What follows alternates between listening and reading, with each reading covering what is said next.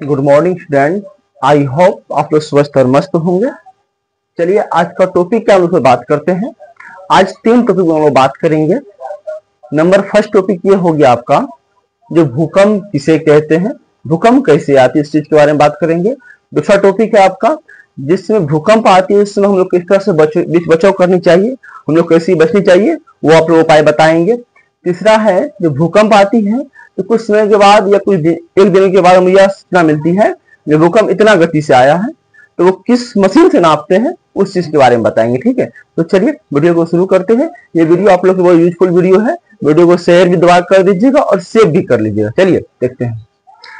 सबसे पहले कह रहा है भूकंप किसे कहते हैं, भूकंप किसे कहते हैं। इसमें लिखे इसका परिभाषा लिखे हैं।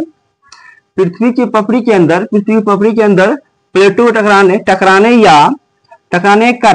के कारण थोड़े समय के लिए पृथ्वी के अप्रत्याशित रूप से अचानक हिलने को क्या बोलते हैं हम लोग, भूकंप। अचानक हिलने को क्या बोलते हैं, भूकंप। समझ लीजिए सरल भाषा में, जब पृथ्वी हिलती है उसे हम लोग क्या बोलते हैं, भूकंप बोलते हैं। ठीक है, तो अब देखिए भूकंप जो आती है तो हमें किन किन बातों को ध्यान में रखना हो। यहाँ पर लिखे हैं क्वेश्चन नंबर 2 में लिखे हैं भूकंप आने पर हमें क्या क्या करनी चाहिए।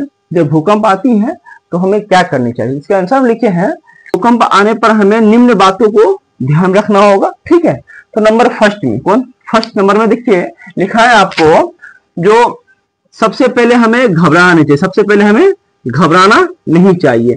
जब भूकंप आती है तो हमें उस समय हम लोग को बिल्कुल घबराना नहीं है।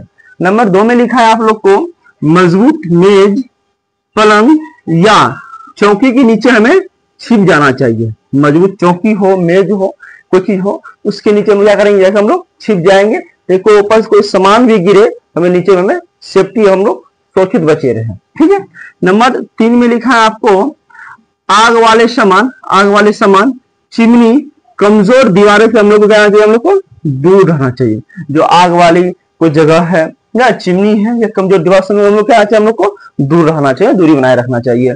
नंबर 4 में लिखा आपको खुली जगह या मैदान हम लोग को जाना चाहिए। खुली जगह या मैदान में हम लोग को जाना चाहिए। जिस समय भूकंप आया, यदि आप उस समय आपके पास समय है तो आप प्रयास कीजिएगा जो खाली जगह मतलब मैदान हम लोग को जाने का प्रयास करेंगे। ठीक है, नंबर 5 में लिखा है बिजली के खंभों उसके बाद वृक्षों से हम लोग को दूर रहना चाहिए। जिसमें भूकंप आती है उस समय हमें यह ध्यान रखना होगा बिजली खंभों या और क्या बोले वृक्षों से हम लोग को दूर रहना चाहिए। बाय इनकेस यदि बिजली खंभे या वृक्ष गिर हम लोग के ऊपर गिर सकता है। ठीक है, इससे हमें दूर रहना चाहिए। ठीक है, नंबर 6 में लिखा है भूकंप से बचने के लिए भवन निर्माण में भूकंप रोधी तकनीकी का इस्तेमाल करना चाहिए। कहने का मतलब ये हो गया, यदि हम लोग घर बनाते हैं ना तो आजकल बहुत तकनीकी आ गया है, तो हमें ऐसा घर बनाना चाहिए जो भूकंप रोधी हो, मतलब भूकंप आए भी तो हम लोग घर में कोई इफेक्ट ना पड़े। ठीक है, नंबर 6 टॉपिक है भूकंप की तीव्रता किससे मापी जाती है। जब भूकंप आती है तो उसकी तीव्रता किससे मापी जाती है, इसे सिस्मोग्राफ से तीव्रता मापी जाती है। ठीक है, आज के लिए इतना ही काफी। यदि वीडियो आपको अच्छा लगा तो लाइक जरूर कर दीजिएगा। धन्यवाद।